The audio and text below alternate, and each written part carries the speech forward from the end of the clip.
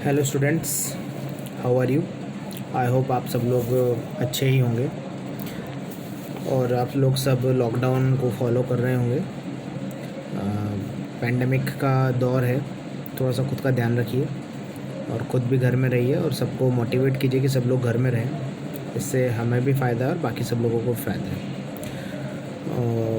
मेरा ये चैनल है जो यूट्यूब पर है, आप इसको सब्सक्राइब कर लीजिएगा, लाइक कर लीजिएगा।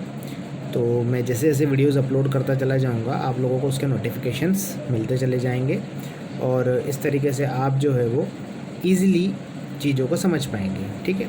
और चूँकि आप लोग सब लोगों के पास मेरे व्हाट्सएप नंबर तो हैं ही, और अगर नहीं हो तो आप मुझसे पूछ सकते हैं या स्कूल से आप मेरे नंबर ले सकते हैं। नंबर में आपको इसी पर मैं आपको सेंड कर दूंगा। आप यूट्यूब पे कमेंट पर बोल सकते हैं, नंबर नहीं हो तो वैसे आप सबके पास मेरा नंबर होगा, तो आप मुझसे कोई भी क्वेरी है वो आप मुझसे कर सकते हैं। तो लाइक करना, सब्सक्राइब करना और शेयर करना भूलना मत, ठीक है। तो स्टार्ट करते हैं। पिछले लेक्चर में हम लोगों ने पढ़ा था रिगार्डिंग कि यूरोपियन यूनियन का इवोल्यूशन कैसे हुआ, और हम जो टॉपिक पढ़ रहे that is alternative centres of power. It means कि अल्टरनेटिव सेंटर्स ऑफ पावर किस तरीके से काम कर रहे हैं। दूसरी चीज़, जो अल्टरनेटिव सेंटर्स है वो किसके अल्टरनेटिव्स है। आप सबको पता है कि भाई वो अल्टरनेटिव्स जो कि यूएस हेजमनी को चैलेंज कर सकते हैं और जिनमें पोटेंशियल है यूएस हेजमनी को चैलेंज करने का। तो हम उस पॉइंट के बारे में बात कर रहे थे और मैंने आपको सबसे पहले यूरोपियन यूनियन नाम के ऑर्गेनाइजेशन के बारे में बताया था कि यूरोपियन यूनियन किस तरीके से काम करती है, ठीक है। थोड़ा सा डिस्टर्बेंस हो उसके लिए सॉरी।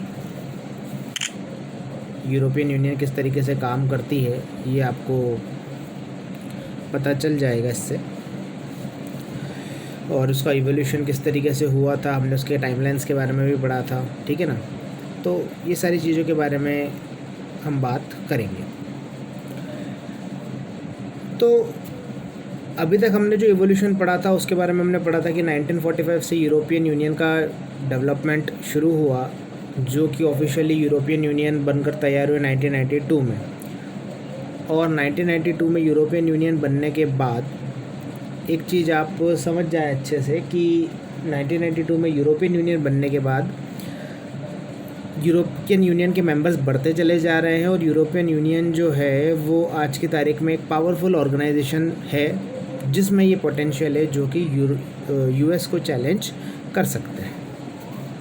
तो हमने इस पूरे इवोल्यूशन के बारे में पढ़ा था कि पहले कैसे यूरोपियन यूनियन जो थी वो एक यूरोपियन कम्युनिटी थी, तो 1992 में वो यूनियन बनकर तैयार हुई, ठीक है।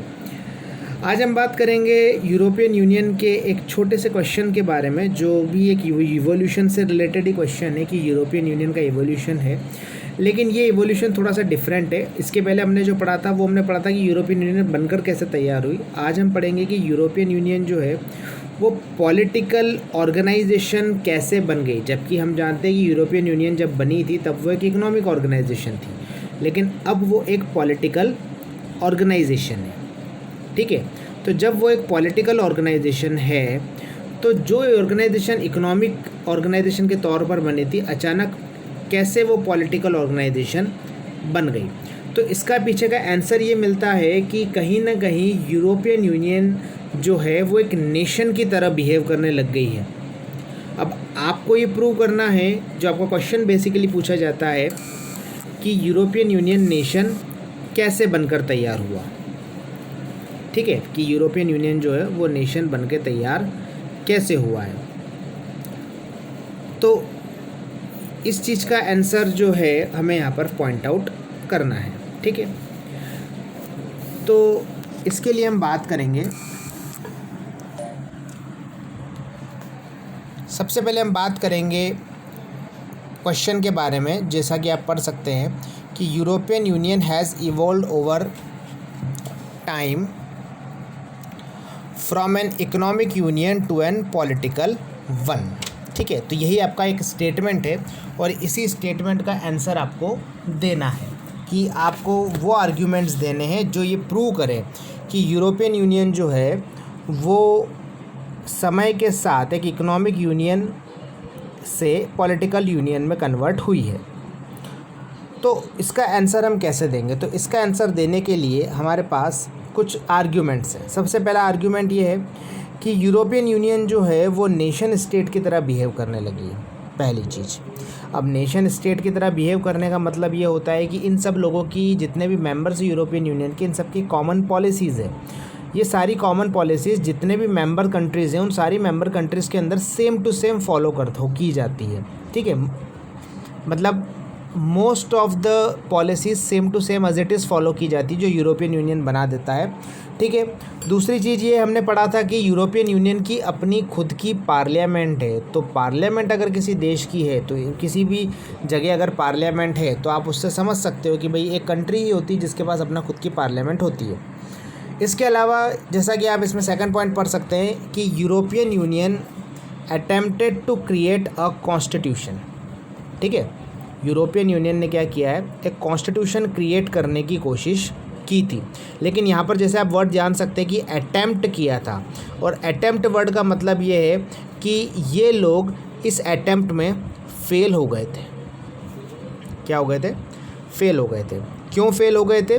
क्योंकि बहुत सारे देशों ने इन कॉन्स्टिट्यूशन को माना नहीं। अब बहुत सारे देशों ने इन कॉन्स्टिट्यूशन को क्यों नहीं माना? क्योंकि देखो सिंपल सी बात है कि बहुत सारे ऐसे जो कंट्रीज़ है जो यूरोपियन यूनियन के पार्ट थे, वो कहीं ना कहीं कुछ पॉलिसीज़ में अपनी एक पर्सनल पॉलिसीज़ बनाकर रखना चाहते थे। वो उन पॉलिसीज़ को यूरोपियन यूनियन के साथ मिलकर बनाना नहीं चाहते थे, तो कहीं ना कहीं ये एक क्रिएट हुआ। इसके अलावा यूरोपियन यूनियन का अपना खुद का फ्लैग है, अपना खुद का एंथम है। एंथम के बारे में जैसे आप जानते हैं, जैसे नेशनल एंथम हमारा, ऐसा यूरोपियन यूनियन का अपना खुद का एंथम है, उनका अपना खुद का फ्लैग है। उनकी अपनी खुद की फाउंडिंग डेट है। जैसे हमारे देश की फाउंडिंग डेट है 15 अगस्त, जब हम ब्रिटिश से आज़ाद हुए, तो ऐसे उनकी भी एक फाउंडिंग डेट है। और उनका अपनी खुद की करेंसी है। यूरोपियन यूनियन की अपनी खुद की करेंसी भी है। ठीक है, अब जैसा कि आप जानते हैं कि जितने भी यूरोप की कंट्रीज़ हैं, मैक्सिमम जगह पर यूरो, इस करेंसी को यूज़ किया जाता है। ठीक है, इसके अलावा बहुत सारी कुछ ऐसी कॉमन फॉरेन पॉलिसीज़ हैं या सिक्योरिटी पॉलिसीज़ हैं जो यूरोपियन यूनियन ने बनाई है और इसके सारे मेंबर कंट्रीज़ को फॉलो करनी पड़ती है। ठीक है, कहने का मतलब ये है कि नॉर्मल क्या होता है कि नॉर्मल कोई देश होता है वो अपनी फॉरेन पॉलिसी बनाता है, वो कुछ ऐसी सिक्योरिटी अपनी पॉलिसीज़ बनाता है। लेकिन यहाँ पर कौन बना रहा है? यूरोपियन यूनियन बना रहा है। किसके लिए बना रहा है? सारी मेंबर कंट्रीज़ के लिए बना रहा है। ठीक है, तो भाई ये सारे काम तो कौन करता है? एक नेशन ही करता है। तो एक प्रकार से ये कौन सा? ये पॉलिटिकल फंक्शन हो गया। It is a kind of a political function. It means it is a kind of function related to the government. जो गवर्नमेंट फंक्शनिंग करती है, जो गवर्नमेंट होती है, जो फॉरेन और सिक्योरिटी पॉलिसीज़ बनाती है, वो काम यूरोपियन यूनियन कर रही है। और वो सारी फॉरेन और सिक्योरिटी पॉलिसीज़ जो ये लोग बना रहे हैं, वो सारे देश जो इसके मेंबर कंट्रीज़ है वो फॉलो कर रहे हैं। ठीक है, इसके अलावा EU tried to expand areas of cooperation while acquiring new members. ठीक है, तो EU क्या कोशिश कर रहा है कि अपने नए मेंबर्स बना के ये सारे देशों से कोऑपरेशन लेना चाह रहा है। ये अपने नए मेंबर्स बना के सारे देशों से कोऑपरेशन लेना चाह रहा है। और इसकी कोशिश ये है कि जो सोवियत यूनियन के डिसइंटीग्रेट होने के बाद जो कंट्रीज़ बनी है नई 15 नए देश, उनमें उन देशों को भी इसने अपने साथ शामिल करने की कोशिश की है। ठीक है, तो इन सारे आर्ग्यूमेंट से जो मैंने आपको ये 5 आर्ग्यूमेंट्स यहाँ पे दिखाए हैं, जिसमें सबसे पहला आर्ग्यूमेंट है EU has started to act more as a nation state, EU attempted to create a constitution, EU has its own flag and anthem, founding date and currency, EU के has some kind of common foreign and security policy. इन्होंने अपने areas को expand करने की कोशिश की है। तो ये सारे जो 5 पॉइंट्स है, ये 5 पॉइंट्स ये प्रूव करते हैं कि European union has evolved over the time from an economic union to a political one. मतलब अब ये यूरोपियन यूनियन जो है वो पॉलिटिकल यूनियन बनने की कोशिश कर रही है, इसकी कोशिश कर रही है, पॉलिटिकल यूनियन बनाने की कोशिश कर रही है। तो आपको समझ में आ गया होगा कि यूरोपियन यूनियन के छोटा सा एवोल्यूशन है कि वो कैसे इकोनॉमिक यूनियन से वो कैसे पॉलिटिकल यूनियन बनी, इसके बारे में आप जान गए होंगे। ठीक है, तो ये आपका एक 4 मार्क्स का क्वेश्चन है जो एग्ज़ाम में पूछा जा सकता है, जिसको आपको याद करना है। ठीक है, जैसा कि मैं आपको विजुअल दिखा रहा हूँ, आपको रीडिंग में इजी होगा और आप इसको नोट डाउन भी कर सकते हैं, आप इसको पॉज करके नोट डाउन भी कर सकते हैं। लेकिन यहाँ पर एक कॉन्ट्रडिक्शन भी है। कॉन्ट्रडिक्शन क्या है? But European people were not very enthusiastic in giving power that is exercised by the government of their country to EU। कुछ जगहों पर कुछ देश यूरोपियन यूनियन को अपना सारे पावर देने को तैयार नहीं है। अब ये पावर देने को तैयार क्यों नहीं है? You can understand from a point that it will decline the role of government of that particular country if all the decisions will be taken by European Parliament, if all the policies and strategies are made by will be made by European Union. So if all this decision will be taken by European Union, then what is the importance of the government of a particular country जो कि किसकी member है? European union की member. तो भाई उनकी तो कोई वैल्यू बची ही नहीं। तो फिर उनके देश में जो गवर्नमेंट है वो क्या करेगी? जब सारा काम यूरोपियन यूनियन अगर करने लगेगी तो उनके देश की गवर्नमेंट क्या करेगी? तो कहीं ना कहीं इस चीज़ का कुछ देशों ने अपोज किया है कि वो कुछ इम्पॉर्टेंट पावर्स अपने जो है खुद के, वो यूरोपियन यूनियन को देने को तैयार नहीं थे। ठीक है ना? तो इन सारे पॉइंट्स आप प्रूव कर सकते हैं कि हाँ, European Union is acting as a political union. I hope आप सबको समझ में आया होगा। Now we will move to our another important topic. और ये इम्पॉर्टेंट टॉपिक क्या है? इसमें हम बात करेंगे the economic, political and diplomatic. मतलब इसमें 3 टॉपिक्स हैं। सबसे पहला है इकोनॉमिक, दूसरा है पॉलिटिकल एंड डिप्लोमेटिक, और तीसरा है मिलिट्री इन्फ्लुएंस। मतलब यूरोपियन यूनियन को हम इन 3 पॉइंट्स पर अब परखेंगे। We will testify European union on this 3 points कि हाउ पावरफुल, कि देखो किसी भी देश की हम इन्फ्लुएंस तब मानेंगे जब उस देश के अंदर जो है इतना पावर हो कि वो अपनी मिलिट्री की हेल्प से या अपनी डिप्लोमेसी की हेल्प से या अपने इकोनॉमी की हेल्प से कहीं ना कहीं किसी ना किसी को इन्फ्लुएंस कर सके। दुनिया में किसी भी देश के इन्फ्लुएंस करने का मतलब ये है कि दुनिया के देशों के वो डिसीजंस को क्या कर सके, कहीं ना कहीं मूव कर सके, कि इनके कहे अनुसार दुनिया के देश क्या करें, डिसीजन ले। और ये काम तभी हो सकता है जब आप इकोनॉमिकली पावरफुल हो, जब आप पॉलिटिकल और डिप्लोमेटिकली पावरफुल हो, और जब आप मिलिट्रीली पावरफुल हो। ठीक है ना? जैसे आप यूएस के बारे में जानते हैं कि दुनिया में कोई भी देश हो वहाँ पर यूएस का इंटरफेरेंस आप देखते हो, डिसीजन मेकिंग में यूएस का रोल देखते हो आप। तो ऐसा ही रोल कहीं ना कहीं यूरोपियन यूनियन का भी है। तो हम इन पॉइंट्स के ज़रिए हम कंपेयर करेंगे किसके साथ? यूएस के साथ, कि ईयू जो है वो कितनी ज़्यादा जो है पावरफुल है। ठीक है, तो सबसे पहले हम बात करेंगे इकोनॉमिक इन्फ्लुएंस की। ठीक है ना, कि यूरोपियन यूनियन का इकोनॉमिक इन्फ्लुएंस कितना है, मतलब कितना ज़्यादा ये इकोनॉमिकली दुनिया को के ऊपर अपना प्रभाव डाल पाता है। तो पहली चीज़ तो आप इसकी इकोनॉमिक पावर को इसी लाइन से समझ सकते हैं कि EU is world's second biggest economy. सुन रहे होंगे आप कि यूरोपियन यूनियन जो है वो दुनिया की दूसरी सबसे बड़ी इकोनॉमी है आफ्टर यूएस के बाद दूसरी सबसे बड़ी इकोनॉमी है दुनिया की।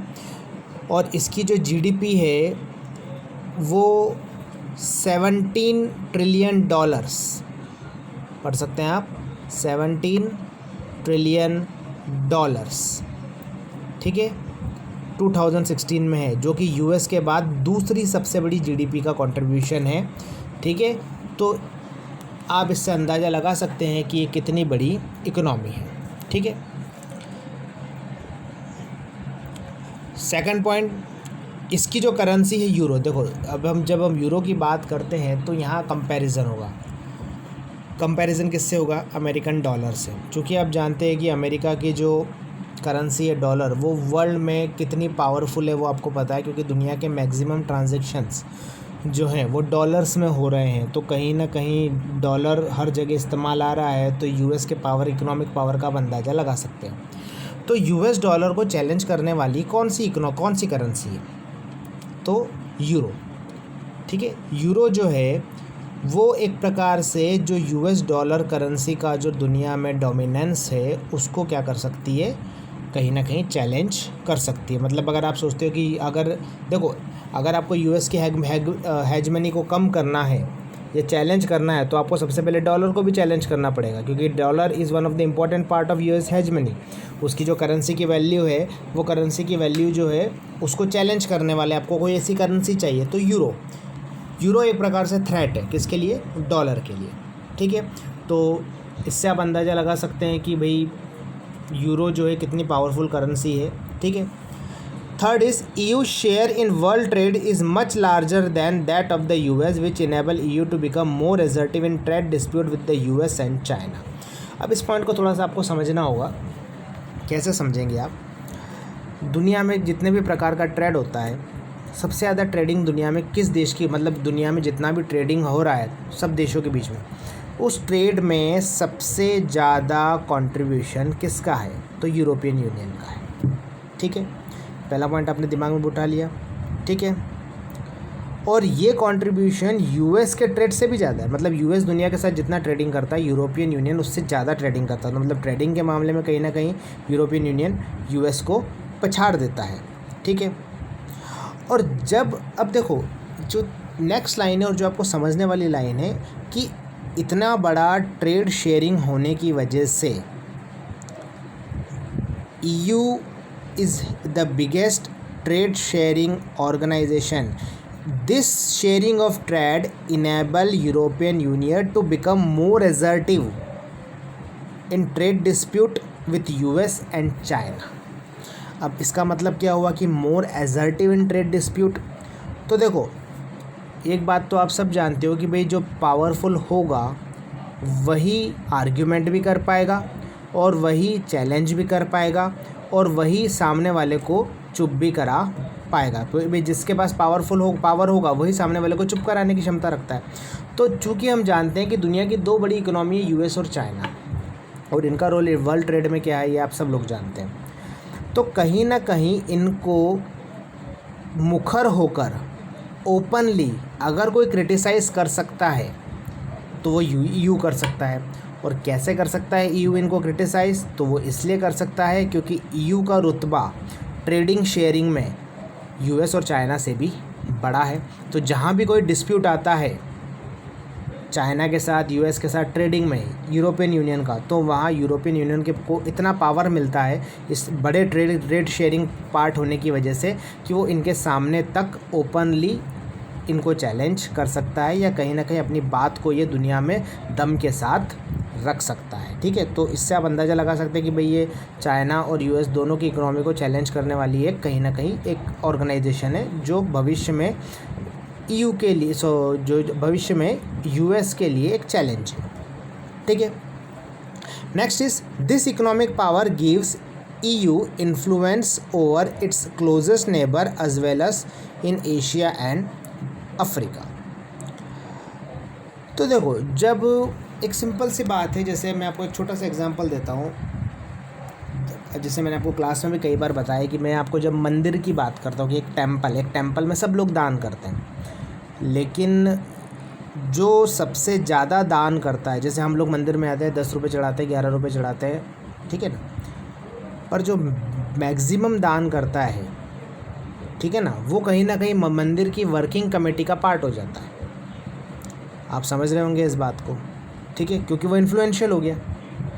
ठीक है, तो सिमिलरली वर्ल्ड ऑर्गेनाइजेशन में भी ऐसा ही होता है कि दुनिया की जितनी भी ऑर्गेनाइजेशंस है या दुनिया के जितने भी देश हैं, उन सारे देशों में वो देश जो सबसे ज़्यादा इकोनॉमिकली पावरफुल है, वो देश का वर्चस्व कहीं ना कहीं ज़्यादा होगा, ठीक है। और आसपास के जो दूसरे देश हैं उनको उस देश के अनुसार ही चलना पड़ेगा। तो ये इन्फ्लुएंस यूरोपियन यूनियन अपना एस्टैब्लिश कर पाता है। क्यों कर पाता है? तो सिंपल सा इसका रीज़न है कि वो इकोनॉमिक पावर है, तो अपने आसपास की जितनी भी नेबरिंग कंट्रीज़ है जिनकी इकोनॉमी इससे कम है यूरोपियन यूनियन से, या अफ्रीका या एशिया के कुछ देश, तो उनके ऊपर भी कहीं ना कहीं ये डोमिनेंस अपना एस्टैब्लिश कर पाता है। क्यों कर पाता है? क्योंकि इकोनॉमिकली ये पावरफुल है। तो जैसे मैंने आपको ट्रस्टी वाली बात बताई, मंदिर वाली बात बताई कि भाई जो सबसे ज़्यादा पैसा देगा भाई उसी की तूती बोलेगी। और मंदिरों में आप देखते हो कि जिसके पास सबसे ज़्यादा पैसा दे देता है वो मंदिर का ट्रस्टी का ट्रस्टी बन जाता है, मंदिर की वर्किंग कमेटी का वो मेंबर बन जाता है, ठीक है। तो भाई उसका इन्फ्लुएंस ज़्यादा होगा। तो यहाँ पर भी यही है कि इकोनॉमिक पावर की वजह से इनका इन्फ्लुएंस बढ़ जाता है, ठीक है। और इसी पॉइंट ऑफ व्यू से हमारा जो नेक्स्ट पॉइंट है वो भी कहीं ना कहीं इसी से जुड़ा हुआ है, that is EU also plays important role in economic organization such as WTO। देखो WTO हो गया मतलब वर्ल्ड ट्रेड ऑर्गेनाइजेशन हो गया, चाहे वो वर्ल्ड बैंक हो कह दो, चाहे वो इंटरनेशनल मॉनेटरी फंड कर दो, या फिर वो वर्ल्ड हेल्थ ऑर्गेनाइजेशन कह दो, मतलब दुनिया की जितनी भी बड़ी बड़ी ऑर्गेनाइजेशंस है, ये सारी ऑर्गेनाइजेशंस जो हैं वो पैसों से चलती है, फ़ंड से चलती है। और ये फ़ंड कौन देता है? ये फ़ंड सारे देश देते हैं, लेकिन फिर भी उन देशों का वर्चस्व इन ऑर्गेनाइजेशन में सबसे ज़्यादा होगा जो देश सबसे ज़्यादा फंडिंग करते हैं। तो European Union is one of those countries और ऑर्गेनाइजेशन जो मैक्सिमम कंट्रीब्यूशन करता है, ठीक है। तो आपके लिए यहाँ पर मैं एक होमवर्क देना चाहूँगा कि आप अभी फ्री हैं तो आप पता करें। 4 ऑर्गेनाइजेशन के बारे में बताता हूँ। इंटरनेशनल मॉनेटरी फंड, दूसरा वर्ल्ड बैंक, तीसरा वर्ल्ड ट्रेड ऑर्गेनाइजेशन और चौथा world health organisation.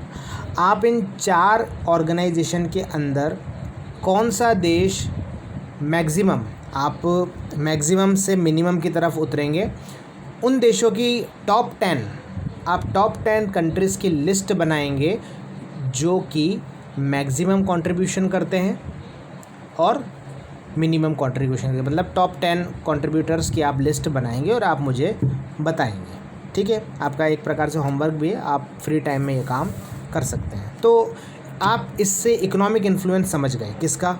European union का। तो ये यूरोपियन यूनियन का जो इकोनॉमिक इन्फ्लुएंस है, ये फिर क्या करेगा? ये हेल्प करेगा हमें ये बताने के लिए कि क्यों हम जब अल्टरनेटिव सेंटर्स की बात करते हैं तो हम यूरोपियन यूनियन को शामिल करते हैं, ठीक है। ये तो हो गया पहला इन्फ्लुएंस। पहला इन्फ्लुएंस कौन सा? Economic influence.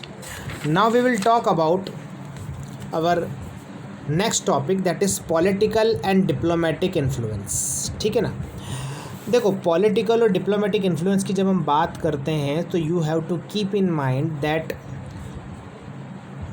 A country which is powerful, ठीक है ना, कंट्री जो कि पावरफुल है और जिसका वर्चस्व दुनिया के देशों पर है, जो दुनिया में बहुत इंपॉर्टेंट रोल प्ले करती है, तो पॉलिटिकली पावरफुल उस कंट्री को हम कह सकते हैं। और कहीं ना कहीं दुनिया के डिसीजन मेकिंग में उनका एक इम्पॉर्टेंट रोल होता है और वो डिसीजन को कहीं ना कहीं इन्फ्लुएंस कर सकते हैं। तो ये डिसीजन का इन्फ्लुएंस जो होता है वो कहीं ना कहीं पॉलिटिकल इन्फ्लुएंस कहा जाता है। अब यूरोपियन यूनियन कैसे अपना पॉलिटिकल और डिप्लोमेटिक इन्फ्लुएंस कर पाती है, ठीक है। तो इसका आंसर आपको सबसे पहले तो इससे मिलता है कि चूँकि हम जानते हैं कि UN की सिक्योरिटी काउंसिल में 5 परमानेंट मेंबर्स हैं, तो उस 5 में से 2 मेंबर्स तो खुद यूरोपियन यूनियन के मेंबर्स हैं। पहला है फ्रांस, दूसरा है ब्रिटेन। मतलब 5 परमानेंट मेंबर्स में से 2 परमानेंट मेंबर्स तो यूरोपियन यूनियन के पार्ट है, जिसमें एक है ब्रिटेन और दूसरा है फ्रांस। और इन दोनों के पास, चूँकि ये सिक्योरिटी काउंसिल के मेंबर है, तो इनके पास वीटो पावर भी है। और वीटो पावर का महत्व क्या है ये आप समझ सकते हैं कि ये दुनिया के जो सिक्योरिटी काउंसिल में जो 5 देश है, ये दुनिया के 5 सबसे ज़्यादा पावरफुल देश है। और दुनिया के किसी भी देश में जो भी डिसीजन मेकिंग हो रही है दुनिया को लेकर, इसमें इन 5 का बहुत इम्पोर्टेंट रोल है। तो यूरोपियन यूनियन के रोल को कहीं ना कहीं इन्फ्लुएंशियल बनाने में, पावरफुल बनाने में, यूरोपियन यूनियन को एस्टेब्लिश करने में कहीं ना कहीं ब्रिटेन और फ्रांस का ये वीटो पावर एक इम्पॉर्टेंट रोल प्ले करता है। और कुछ यूरोपियन यूनियन के कुछ मेंबर्स जो हैं वो सिक्योरिटी काउंसिल के नॉन परमानेंट मेंबर्स भी, जिनका ड्यूरेशन 2 ईयर्स के लिए होता है, जैसे 2 ईयर्स के लिए होता है और 2 ईयर्स के लिए उनका ड्यूरेशन होता है, ठीक है। तो जैसे कि आप जानते हैं कि 10 नॉन परमानेंट मेंबर्स और 5 परमानेंट मेंबर्स होते हैं सिक्योरिटी काउंसिल में। तो यूरोपियन यूनियन का कहीं ना कहीं वर्ल्ड डिसीजन मेकिंग में एक इम्पॉर्टेंट रोल है, ठीक है। दूसरी चीज़, अब जब इनके पास वीटो पावर है तो this enabled EU to influence some US policies such as current US position on Iran's nuclear programme. अब देखो, ये आप बहुत अच्छे से समझ सकते हो कि शुरुआत से ही हम देखते हैं कि कहीं ना कहीं ईरान और US के बीच में एक खींचतान चली आ रही है, बहुत पहले से चली आ रही है। US जो है वो ईरान को एक अपना न्यूक्लियर प्रोग्राम बनाने नहीं देना चाहता है। अब क्यों नहीं बनाने देना चाहता है, तो इसका आंसर आपको इसमें मिल सकता है कि कहीं ना कहीं US जो है ईरान पर बिलीव नहीं करता। उसका ऐसा मानना है कि अगर ये न्यूक्लियर पावर गलत हाथों में चले गए तो इससे बहुत तबाही मच सकती है। इज़राइल है और जो कुछ और कंट्रीज़ जो है, जो अफ्रीकन कंट्रीज़ है, वो कहीं ना कहीं ईरान के इस पावर का हमेशा से विरोध करते आ रही हैं। और US शुरुआत से ऐसा मानता है कि कहीं ना कहीं ईरान जो है वो इनका मिसयूज़ कर सकते हैं। तो शुरुआत से ही US जो है वो ईरान के इस न्यूक्लियर प्रोग्राम के पक्ष में नहीं था। लेकिन अभी रिसेंटली जब बराक ओबामा प्रेसिडेंट थे US के, तब ईरान और US के बीच में एक न्यूक्लियर डील हुई। तो उस न्यूक्लियर डील को फाइनलाइज कराने में P5+1, मैं ऑलरेडी आपको बता रहा हूँ, उस न्यूक्लियर डील को सक्सेसफुल करने में P5+1। अब ये P5+1 क्या है, ठीक है ना। तो इस न्यूक्लियर डील को फाइनलाइज करने में P5 परमानेंट 5 मेंबर्स, जैसा कि आपको पता है सिक्योरिटी काउंसिल के जो परमानेंट मेंबर्स हैं, जिनमें कौन कौन से हैं, जिनमें है आपका US, ब्रिटेन, ठीक है। तीसरा मेंबर है आपका रशिया, ठीक है। चौथा मेंबर है आपका फ्रांस, पांचवा मेंबर है आपका चाइना, ठीक है ना। तो ये तो आपके 5 परमानेंट मेंबर्स हो गए। +1 जो मैंने लिखा है, ये +1 मैंने किसके लिए लिखा है, ये +1 मैंने लिखा है जर्मनी। ये परमानेंट मेंबर नहीं है, लेकिन इस न्यूक्लियर डील को फाइनलाइज करने में जर्मनी का भी इम्पोर्टेंट रोल है, प्लस यूरोपियन यूनियन, ठीक है ना।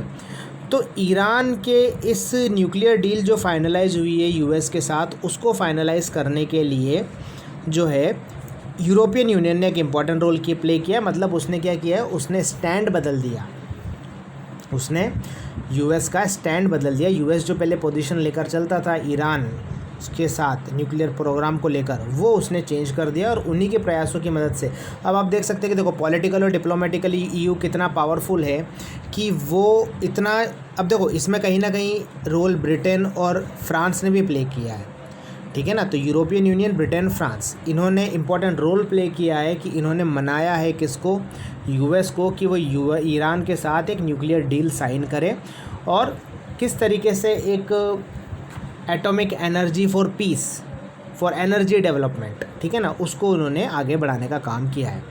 तो ये क्यों पॉसिबल हो पाया, क्योंकि इसके 2 मेंबर्स ब्रिटेन और फ्रांस जो है वो परमानेंट मेंबर्स हैं, ठीक है। तो और यूरोपियन यूनियन का ऑलरेडी हम इकोनॉमिक पावर के बारे में पढ़ ही चुके हैं, ठीक है।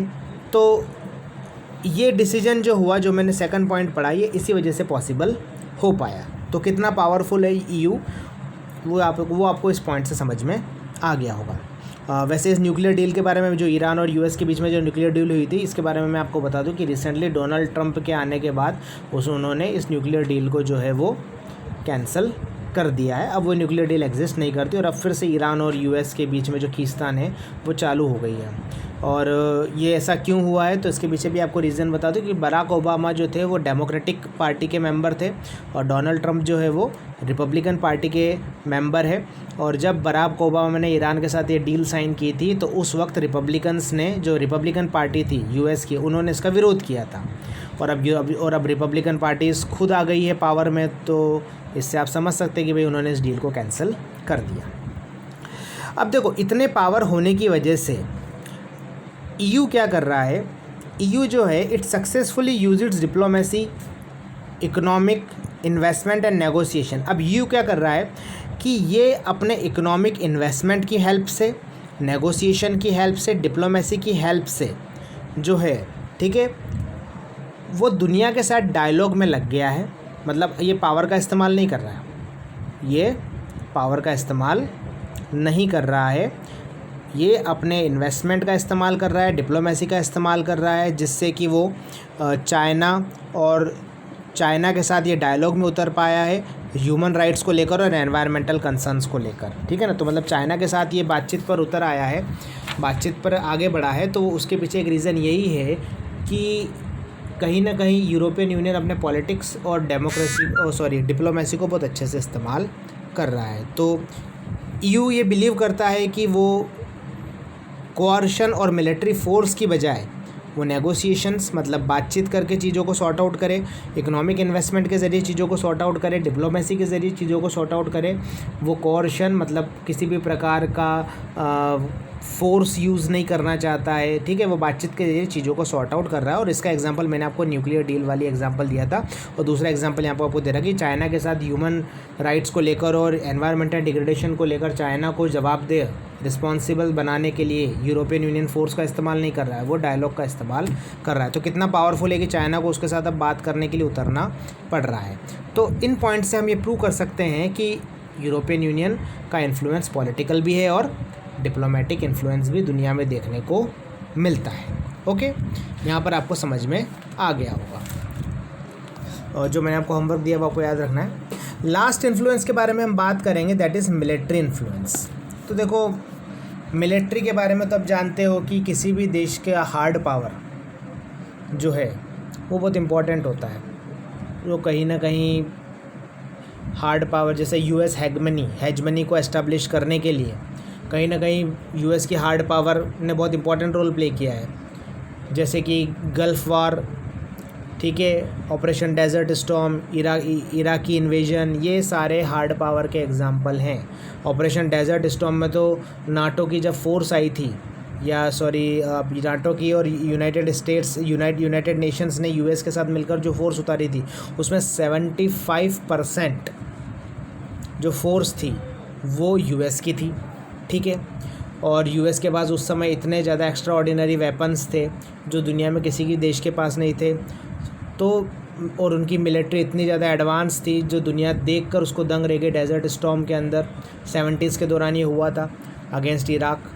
तो उससे आप पता लगा सकते हो कि भाई कितना ज़्यादा ये पावरफुल थे यूएस।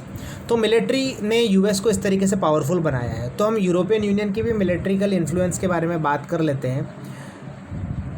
तो पहली चीज़ तो आपको दिमाग में है कि यूरोपियन यूनियन के जितने भी देश हैं उन सब की मिलिट्री फोर्स को अगर मिला दिया जाए तो ये दुनिया की दूसरी सबसे बड़ी मिलिट्री फोर्स बन जाती है, ठीक है।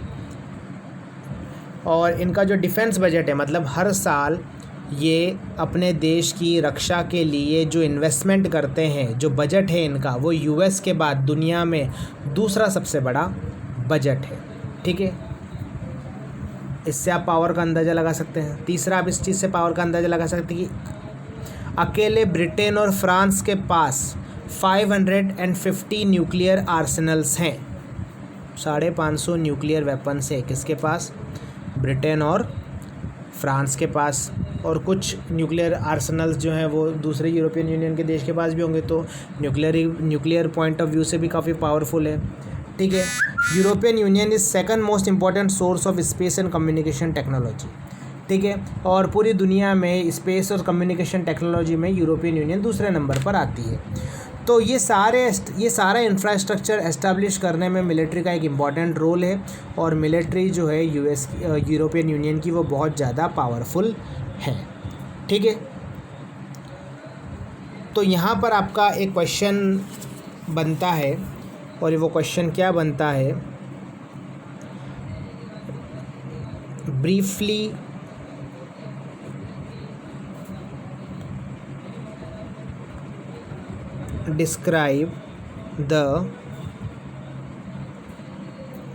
describe the